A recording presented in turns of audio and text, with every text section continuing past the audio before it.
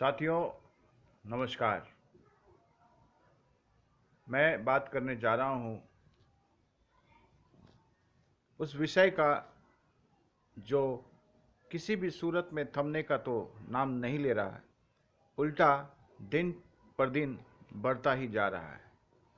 उन दुखद विडंबनाओं का, उन चिंताजनक पीड़ाओं का जो समाज के लिए बहुत ही दुखद है, पीड़ादायक है। साथियों, आज मैं इस वीडियो के माध्यम से मैं उन तिथियों को याद दिलाना चाहता हूं जब मैंने हिंदू एकता मंच के यूट्यूब चैनल पर 2 वीडियो अलग अलग दिनांक को अपलोड किए थे। पहला वीडियो इन समस्याओं के संदर्भ में अपलोड किया गया, जिसमें 2 अक्टूबर 2020 का घटना का दृश्य दर्शाने का प्रयास किया गया था। उन समस्याओं से निपटने का उपाय करने के लिए निवेदन किया गया था। दूसरा वीडियो उसी दिन अपलोड किया गया था और उस वीडियो में 6 सितंबर 2020 के घटना का दृश्य दिखाने का प्रयास किया गया था। इन दोनों घटनाओं का दृश्य आप अगर देखेंगे तो समय किंतु संध्या काल की है। रात्रि और संध्या के मध्य में जो समय होता है उस समय का है। एक लगभग 8 बजे के करीब, पौने 8 बजे के करीब, और दूसरा 9 बजे रात्रि के करीब का दृश्य है। अब मैं आता हूं दिनांक 18 सितंबर 2020 के घटना पर। दिनांक 18 सितंबर 2020 के संध्या में कुछ लड़के हमारे इलाके के जो खाली स्थान है, जो रास्ते में है, जो रास्ता है 2/6C नित्या घोष स्ट्रीट और 23B 23D कवि तीर्थ सारणी कलकत्ता 23 के बीचों बीच, वो रास्ता थोड़ा सा चौड़ा है और थोड़ा फांका है और दोनों ही तरफ लोग रहते हैं, घर है, दुकान है, परंतु उस रास्ते को कभी कभी रणभूमि बनाया जाता है तो कभी कभी क्रीड़ांगन, खेल कूद का मैदान। और खेल खेल में लड़के जो वहाँ खेल कूद करते हैं वो तरह तरह से आतंक मचाने का प्रयास करते हैं, गाली गलौज करते हैं, जोर जोर से चिल्ला चिल्ला कर, जो स्थानीय महिलाओं, बच्चों, वृद्धों सभी के लिए दुख का विषय है। गाली गलौज तो अपने सीमाओं को लांघकर किया ही जाता है, साथ में आने जाने वालों को भी चोट लगता है उनके खेलने कूदने से।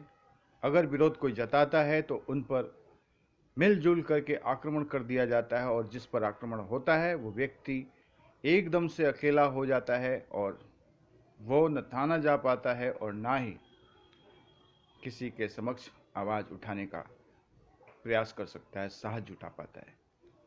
वो अपने आप में अपमानित बोध करने वाला व्यक्ति, पीड़ित व्यक्ति या महिला पीड़ित होकर के अपना समूह बनाकर अपना घर जाना, अपने घर चले जाने से बेसी अधिक और कुछ करने के हालात में रहते ही नहीं है। ऐसे में हमारे समाज के बुद्धिमान श्रेणी के लोगों का ये दायित्व बनता है कि वो सामने आए और सामने आकर इन समस्याओं के निवारण पर विचार करें, क्योंकि 18 अक्टूबर 2020 को जो घटना घटा है, जिस खेल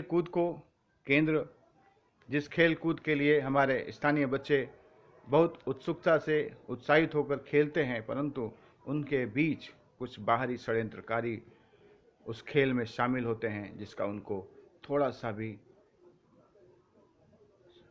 सूचना नहीं रहता है। थोड़ा सा भी चिंता नहीं होता है, ना ही संदेह होता है। मैं जिन लोगों का नाम मेरे पास आया है आपके समक्ष आपके कृपया जानकारी के लिए रखना चाहता हूँ। हो सकता है इनमें से कोई बच्चा आपका अपना सदस्य हो, परिवार का हो सकता है, आपका भाई भतीजा या खुद का पुत्र हो। आप इन्हें संभालने का कृपया प्रयास करें। मेरे पास जो नाम आया है, जिसमें सबसे पहला नाम आकाश, दूसरा सलमान, इमरान, सरदार आकाश, कृष्णा, आसिफ, रोहित, लाली, अजय, आदित्य, आनंद, रहीम। हो सकता है कि आप इनमें से कुछ को जानते हो और हो सकता है कि मैं इनमें से किसी को न जानता हूँ, परंतु इन नामों पर कृपया आप ध्यान दीजिए।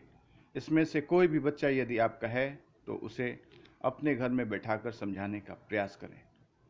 हम चारों ओर से चौबीसों घंटे समस्याओं से घिरे रहते हैं। षड्यंत्रकारियों से घिरा हुआ हमारा समाज होता है, हमारा धर्म होता है और हमारा इलाका भी होता है। इसलिए ये खेल कूद के आड़ में जो षड्यंत्र चल रहा है बाहरी लोगों का, उसको रोकने का यदि प्रयास समय रहते नहीं किया गया तो आने वाले दिनों में समस्या और भी बढ़ सकती है। क्योंकि आज दोपहर में जो वीडियो मैंने फेसबुक के माध्यम से आप लोगों के कृपया जानकारी के लिए अपलोड किया है, उसमें लगभग जो सूचनाएं मैंने दी है वो आप समझ सकते हैं कि कितना खतरनाक है, कितना चिंताजनक है। मैंने कलकत्ता पुलिस को भी टैग किया है, साथ में डीसी पोर्ट और स्थानीय वाटगंज थाना का भी जिक्र किया है उस वीडियो में। दूसरी बात ये कि ये जो सलमान और इमरान है, ये कुख्यात इस पड़ोस के इलाके के कुख्यात अपराधियों के घर से संबंध रखते हैं। इनका दावा है कि ये यहाँ आकर के खेल कूद करेंगे, शोरगुल मचाएंगे, गाली गलौज भी करेंगे। जिसको रोकना है वो आकर उन्हें रोक ले, वो उसका जवाब बहुत ही भयंकर तरीका से दे देंगे, मुंह बंद करा देंगे।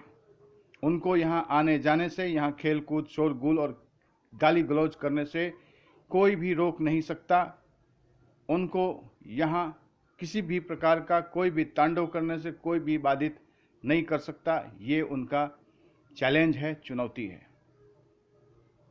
और यदि स्थानीय लड़के उनके साथ उनके खेल कूद में, उनके मनोरंजन में साथ नहीं दिए तो वो अपने इलाके से बाहर से लड़के जुटाकर, खेल कूद का सामग्री जुटाकर इस इलाके में आकर यहाँ के बासिंदों को परेशान करेंगे, हैरान करेंगे, पीड़ित करेंगे, उत्पीड़ित करेंगे।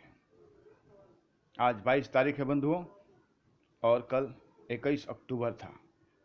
21 अक्टूबर के जो शाम में यहाँ जो घटना घटी है उसको भी मैं यहाँ दोहराए बगैर नहीं रह सकता। आपको जानकर बहुत हैरानी होगी कि 21 अक्टूबर 2020 के शाम में जिस कल्लू का जिक्र मैंने पिछले वीडियो में किया था हिंदू एकता मंच के पेज यूट्यूब पर, उसी कल्लू के बाड़ी के अंदर ढुककर हथियार लेस अग्नि अस्त्रों के साथ कुछ पड़ोस के इलाके के गांजाखोर, पत्ताखोर लोग, जिनका मैं नाम नहीं जानता, जिनका नाम यदि आप चाहें तो पता कर सकते हैं, यदि पुलिस प्रशासन चाहे तो पता लगा सकती है। जिस आक्रमण को उन्होंने दर्शाया और चुपचाप लोग मुख दर्शक बने रहे, चुपचाप रहने के सिवा लोगों के पास कोई उपाय नहीं था। मैं चाहता हूं कि कृपया इस पर आप अपनी चुप्पी तोड़ें। यदि आप मीडिया बंधु तक ये मेरा वीडियो जा रहा है तो वो इस पर कृपया संज्ञान लेने का प्रयास करें। ये वीडियो अगर मेरे समाज के किसी अपने साथी, बंधु, परिवार के पास जाता हो तो वो भी इस पर अपनी प्रतिक्रिया दर्ज करने की प्रयास करें। पुलिस प्रशासन यदि मेरा यह वीडियो प्राप्त करती है तो वे कृपया इस संदर्भ में उचित न्यायोचित संज्ञान लेकर उचित न्यायोचित प्रबंध, कानूनन कार्रवाई करने का उपाय करें। दूसरा कि इलाके में जगह जगह लोगों के मोटरसाइकिल, स्कूटी और बाइक को तोड़ा मरोड़ा जा रहा है रात के अंधकार में, और लोग परेशान हैं। कई लोग शिकार हो चुके हैं और रात के अंधकार में बाड़ी के अंदर, गली के अंदर रात भर जो घूमने फिरने का, जो बाहरी लोगों का एक षड्यंत्र चल रहा है, इलाके में घूम घूम कर लोगों के घरों का तस्वीर लिया जा रहा है, रेकी किया जा रहा है, इस पर भी मैं चाहता हूं कि कानून चुप्पी तोड़े। स्थानीय लोग इस पर संज्ञान लेने का, करवाने का प्रयास करें। आप चुप्पी तोड़िए, नहीं तो वो दिन दूर नहीं जब आपके घर में घुसकर आपका बलात्कार किया जाएगा, आपको अपमानित किया जाएगा, आपको यहाँ पर तहस नहस करने का षड्यंत्र किया जाएगा।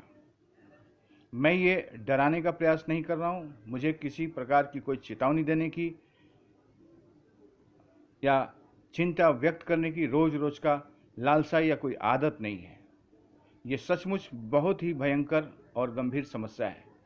जिस समस्या को मैं देख रहा हूँ, समझ रहा हूँ, हो सकता है कि आप भी इस बात से बहुत भली भांति अवगत हों, और हो सकता है कि अकेले अकेले हम लोग अपने घर में चिंता में पीड़ित हों, चिंतित हों। तो बंधुओं, इस पर विचार करें, साथ आकर के इस पर सामूहिक इसका बहिष्कार करने का प्रयास किया जाए, इसको रोकने का, इसको थामने का। हम अगर आज उपाय नहीं किए तो आने वाले दिनों में बंधुओं और भी दुखद परिस्थिति होने से कोई नहीं रोक सकता। आज मेरे घर में सीसीटीवी फुटेज खंगालने के लिए जोसेफ ली आए थे, और उनका जो बाइक का नुकसान हुआ है, मुझे बहुत दुख है, परंतु मैं कुछ कर नहीं पा रहा हूँ। और इलाके में इसी प्रकार से कई प्रकार का आक्रमण जारी है बंधुओं।